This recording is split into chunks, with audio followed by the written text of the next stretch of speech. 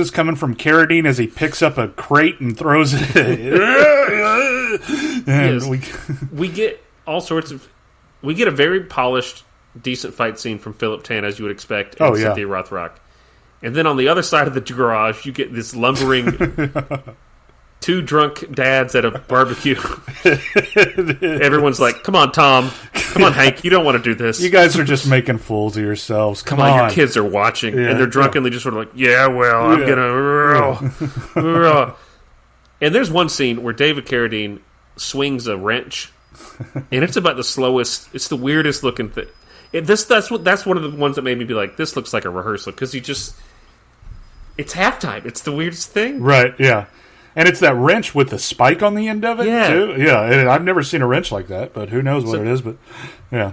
They get a 50-50 fight scene. One half the fight scene's good, the other's not. Cynthia Rothrock eventually gets to destroy Philip Tan's character, and Chad Mcqueen, for like a straight minute, is punching David Carradine in the face on the ground. It's pummeling, yeah. It's one of those classic scenes where it's like his rage takes over, but he's a good cop, so should he kill... He's going to kill him if somebody just get it off of him.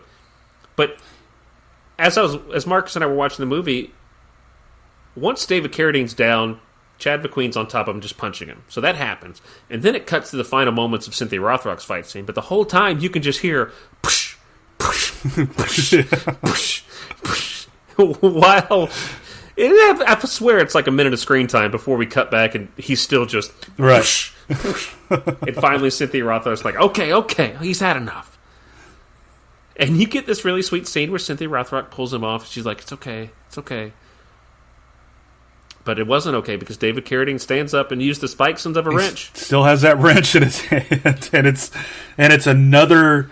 You get the slow-mo shot, and then you know what's coming. I mean, he has to bring all these nightmares back from Hong Kong, what's traveled to the States, and what does McQueen do? He has to use that Denmark. He has to pull it out. He pushes her out of the way awkwardly and Denmarks the fuck out of this guy. Oh, he does. He does the palm the shake. And then Carradine's mouth just transforming into this oval, this weird puppet master thing that just looks funny and just falling down.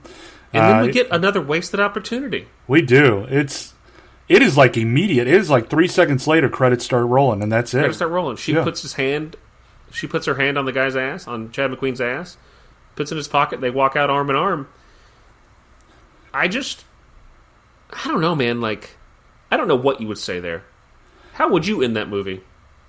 I mean, I would have loved to seen Rothrock kill Philip Tan in a way, like a different way. Or she didn't kill him, but I would love to see her kill him.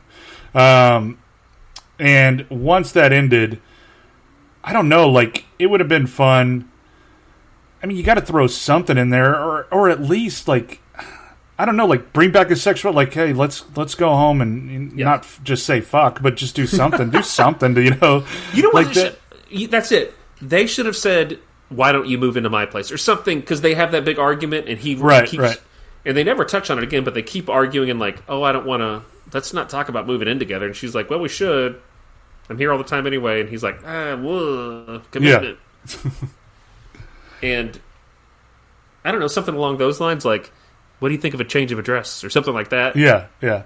And it could have been like something too. They're always talking about her like pulling a double. Like, are you going to pull another double tonight? And like, yeah, in your bed or something cheesy like that. I don't know, but your double X. It's just dick. It just topped it off. Like for how the movie was the whole time. There was always those just ending of a fight was just the ending of a fight, like how we would do it. It's just like I would just sit down and do nothing, but that's not how a star is supposed to do it. Well, yeah, and it doesn't even have to be like a clever quip to end it, like a da-da-da-da. Like, it just needs to be something. And then they have moments where they do end a scene with needless exposition. There's a scene where the police chief's walking the two of them down the corridor, and he's like, all right, you got to have a new partner. And he's like, I want her. And he's like, well, it's a little bit unconventional, but okay. And he's like, well, now I have to go to a city council meeting. Just telling them his plan for the day and just go. You're the chief of police. Just be like, get on it. and keep me updated, and then walk away. What do you need to tell him you're going to a city council meeting for? Like, you have that, but you don't have a cool line when this guy's like, even just saying, like, when Faster Brown gets arrested after that big club fight scene. Yeah. There's 20 seconds where he's handcuffing him, and nothing is being said. Yeah, it's showing the proper way to handcuff somebody, and that's, I guess, that's it. Like, Faster Brown should have something. Oh, yeah. And he could be like, shut up. That's all it needs to be. We're not saying I want an I'll be back every scene, but just, you leave us with these gaps of... Yeah, fill the hole with something, man. Yeah, like Chad Mcqueen does. Sometimes a movie can be so bad that its badness can carry it. But if a movie's not that bad and it has moments of being good, that almost makes it a worse movie, Oh, yeah. It's because it's not committing to it kind of thing, There's that moments you see where people are trying, and then there's moments, though, where it just seems like they're phoning it in. I mean, just... If you're going to be the room, just make it bad, man. And I think this movie falls into that. I will say, however, I didn't notice any of that as a kid. I read this. I rated Martial Law 2 even more. So that is Martial Law.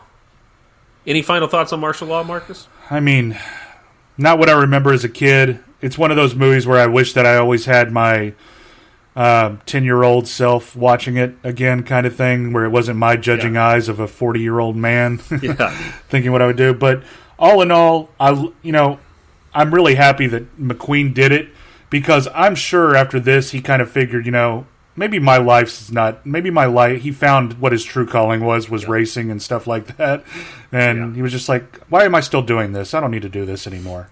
Yeah, so, I think that's a fair assumption. Yeah. Like we said, he does a few more, but nothing major. Right. And eventually his heart gets into racing, and that's what he does. And that is it for Martial Law. Oof. We got a great slate of movies coming up we're not going to tell you about, but check our social media, once again, at Instagram and Twitter at BB Karate Podcast. And that's also our Gmail at bbkaratepodcast@gmail.com. And find us on Facebook. Where, Marcus? At Bullets, Bourbon, and Karate. And we will see you next week. Good night, everybody. Buddy. Good night. Yeah. Pizza's here. I'm going to send it in with an officer. No. You don't send in no cop. You send in the kid. Okay. You can go in, son. It's all right. Go on. Check him out. It's clean. Put him down and beat it, kid. I got him here in 30 minutes. Oh, holy... This guy's a fucking beaut. Oh, you want to be paid, huh? Well, go ahead. Pay him, Lance.